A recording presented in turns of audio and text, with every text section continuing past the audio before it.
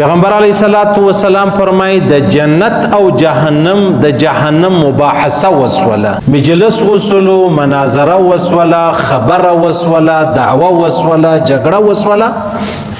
اوس په دې کې جنت ځان ته خپل فخر لري، جهنم ځان ته خپل فخر لري. دا د مسلم حدیث دی. پیغمبر علیه الصلاۃ والسلام فرمای وی جنت ته جهنم ویل، جهنم و جنت ته ویل چې فی الجبارون والمتکبرون، دغه متکبر کسان، دا مغرور کسان، دا سر چپاوانی ولی، دا بټول مال را راځي، نو زه په دې باندې خوشاله یم. پیغمبر علیه الصلاۃ والسلام فرمای جنت بیا و جهنم ته ویلی وو تعالی رب دغه متکبر کسان، دا جابر کسان، دغه سر چپاوانی ولی دی، یا دا لوی چې کوي، دا تکبر چې کوي، دا خو به تعالی را درځي، خو مال رب غریبان راځي، مال به ضعیفان راځي، مال رب کمزوري راځي. بس ما د پاره دا خبره چې دا هغه بس ده. وسیو طرف ته جهنم چې دی هغه تکبر وکي، هغه تکبر دا معنا چې د ول مال رب ټول متکبرین چې دی هغه راځي، زه په دې باندې خوشاله یم، زه په دې باندې خوښ یم. بل طرف ته جنت دی هغه عاجزي کوي، مال رب غریبان راځي، مال رب مسکینان راځي، مال رب دا تنگ دست فقیران چې دی هغه راځي. پیغمبر علیه الصلاۃ والسلام فرمای دا د مسلم حدیث دی، الله پاک و جنت و جهنم ته ولستی د دواړو فیصله به زدر وکم، ستاسو د دواړو فیصله به زدر وکما. فیصله دا الله فرمای، پیغمبر علیه الصلاۃ والسلام فرمای الله ورته وفر فقض الله بینهم انک الجنه رحمتي ارحم بك من اشاء، ته زما د رحمت مرکزی جنت ویلی ولته زما د رحمت مرکزی، زه چې پر چا رحم کوم، زه چې پر چا فضل کوم، زه چې پر چا احسان کوم، هغه به تعالی را درځي. و جهنم ته ویلی ولته بیا زما و انک النار عذابی، ته دا ورته ویلی ته زما عذاب زما له جانبه، اعذب بک من اشاء، بس چې د چا سره زما نه لګیږي، څوک زما نه خوښ، زه و چاته سزا او جزا ورکوم، زه و چاته ور ورکوم، زه و چاته عذاب ورکوم، هغه بیا جهنم ته ویل تعالی را درځي. بس فیصله وسوله. الله وعده کړی د جنت ته ویل دي تابم ډکوم، و جهنم ته ویل دي تابم ډکوم. او بیا یو حدیث کې راځي پیغمبر علیه الصلاۃ والسلام مبارک فرمایي نو خو د جنت سره وعده وسوه چې زه به تا ډکوم، نو انسانان به ختم سي، مسلمانان به ختم سي، ډېر لوی جنت به پاتې سي. پیغمبر علیه الصلاۃ والسلام فرمایي د هغه دپاره به الله پاک یو مخلوق پیدا کړي، د هغه دپاره به الله پاک یو داسې مخلوق پیدا کړي چې هغه جنتیان الله پاک به جنت ته راوستي، او جنت چې دی هغه په هغو باندې ډک کړي، او پاته جهنم سلو. نو جهنم خو الله وعده ورسره کړې وه چې زه به تا ډکوم، زه به تا ډکوم. اوس چې کله مطلب فیصله وسوه، جنتیان جنت ته راولاړو، جهنمیان جهنم ته راولاړو، اوس جهنم خالی پاته سو، دا به چغې وایي، نارې به وایي، یو پر بل باندې به سره ورغورځي. الله ته به وایي چې تا وعده کړې وه چې الله زه به تا ډکوم، اوس ما دپاره هغه انسانان کم دي؟ وای الله پاک چې څنګه د الله سره شای، الله به خپل قدم چې دی هغه ور باندې کښېږدي، الله به خپل قدم چې دی هغه په دې جهنم کې کښېږدي. اوس په د جهنم نارې کې چې باس باس باس جهنم دا ډک سلو، زه ډک سولم، او زما خېټه ډکه سوله، زما علاقه و منطقه چې د هغه ډکه سوله. اوس معلومه دا سوه عزیزانو چې جنتیان څوک دي، او دا هم معلومه سوه چې جهنمیان څوک دي.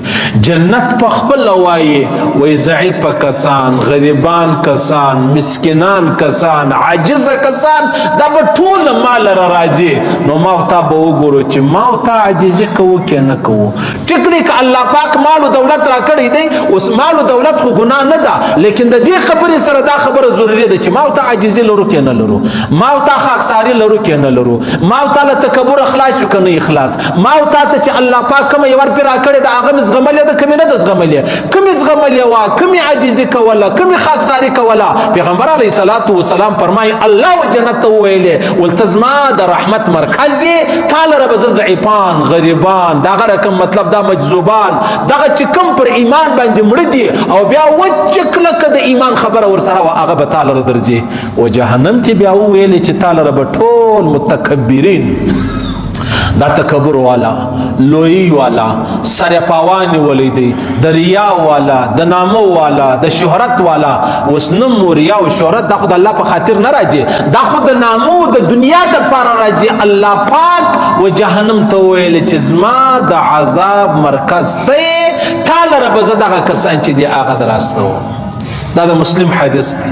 او دا یقیني خبره ده یو طرف ته جنت دی معلومه ده چې الله پیدا کړی دی بل طرف ته جهنم دی معلومه ده الله پیدا کړی دی نو اوس دغه جهنم ته څوک ځان ټینګولی شي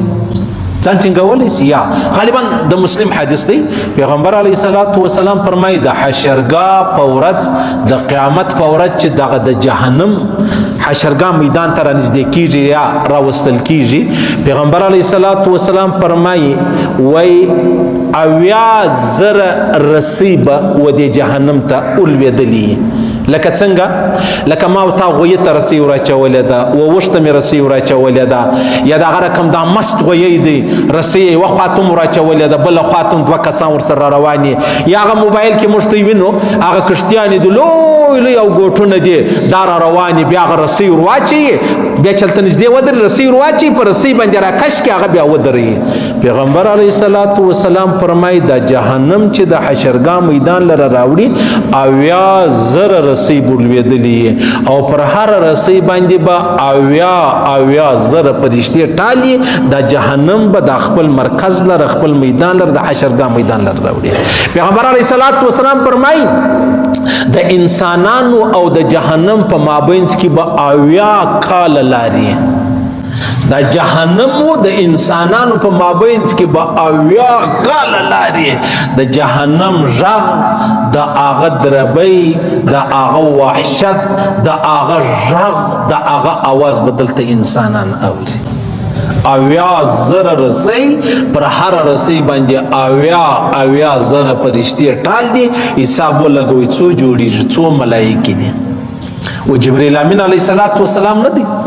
دا په خپل یو وزر باندې د اوم ځکه و اسمانونو پر د بل خور اړولی سي پیغمبر علیه السلام مبارک فرمای داسې فرشتې هم ستا چې الله پیدا کړي دي دا اوم ځکه و اسمانونو د لپاره یو ګوله ده دا یو لقمه کولی سي دلته 80,000 رسی پر هر رسی باندې 80,000 فرشتې ټال دي دا د حشرګاه میدان لر راوړي دغه جهنم چې دی پیغمبر علیه الصلاۃ والسلام فرمایي دا د متکبر خلکو د پاره دی دا د ریاکارو خلکو د پاره دی دا د هغه چا د پاره دی چې د شهرت شوقیان دي شهرت خو دغه د دنیا خبرو ته وایي د الله په خاطر خو نه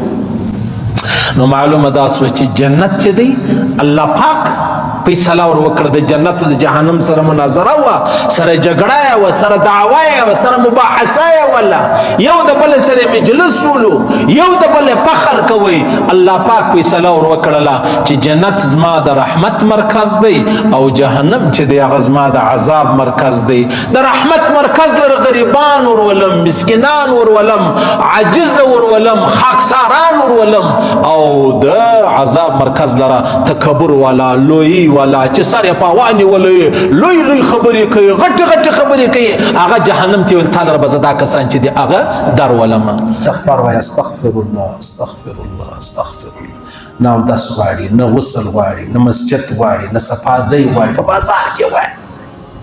صحیح او پیغمبر علیه الصلاۃ والسلام فرمایي الله زما امت ته دوه امانت ورکړي زما پر امت الله دوه امانت رسولي دي یو امانت پیغمبر علیه الصلاۃ والسلام فرمایي زما ذات دی چې ترڅو زه ژوندی یم یا زه ژوندی وم زما پر امت الله عذاب نه راوړي